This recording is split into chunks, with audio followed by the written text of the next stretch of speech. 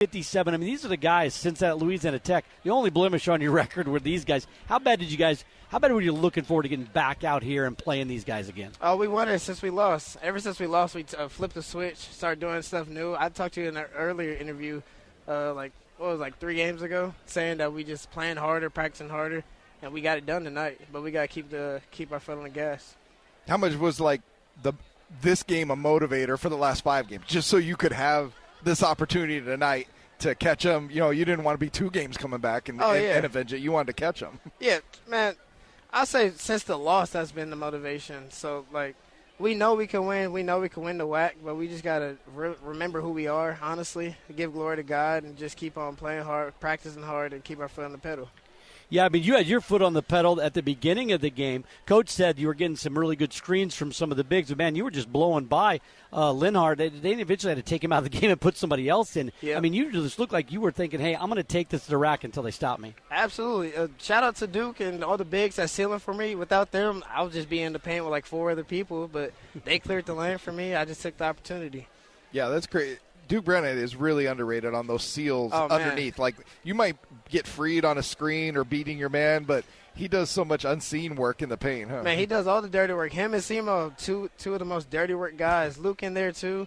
Man, we just like to follow them, and ever since we all been trying to do dirty work with them, then we just playing better, harder, just dominating.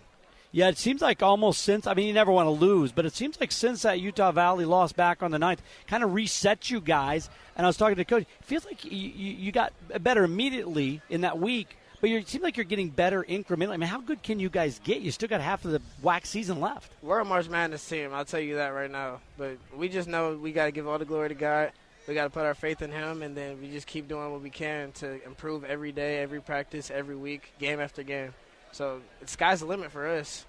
You guys had played good defense against them up there. They just got a bunch of second chances and stuff. But right. But tonight you guys did, on their backcourt, an even better job. What was the key with Linehart and Toulson? I mean, Toulson didn't score to the end of the game. Linehart only had 2 assists. He had 8 last game. That just shows that the whole team just working harder, just whole team just looking in on the scouting report, just focusing in on that, and just for 1 through 5, honestly, we just been playing a lot better, playing with more detail.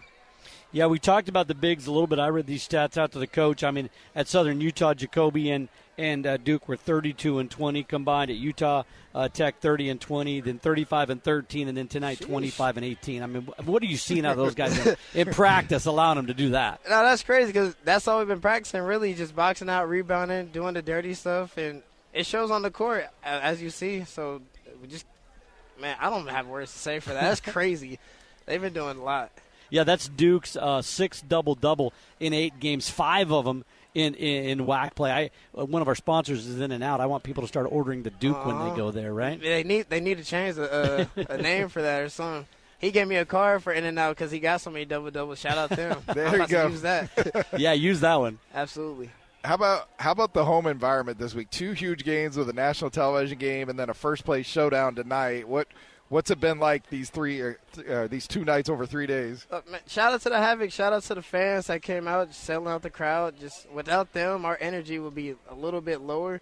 But with them, it just skyrockets. I know a lot of teams, from experience myself coming in last year, it's kind of nerve-wracking playing at first, and it's just something different, honestly. So shout out to them. Nice to have them on your side. Absolutely. They're listening, so they hear your thank you.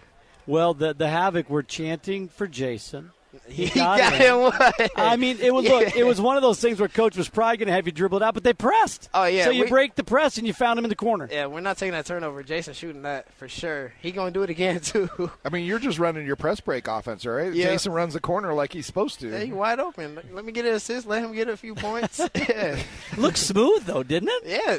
Man, Jason's a great player, honestly. In practice, he's so quick, man. I don't know how – it's so hard to guard him. But just the energy he brings with the crowd coming out here, making that 3, that's just big time, honestly. Have you ever seen him not smile? No.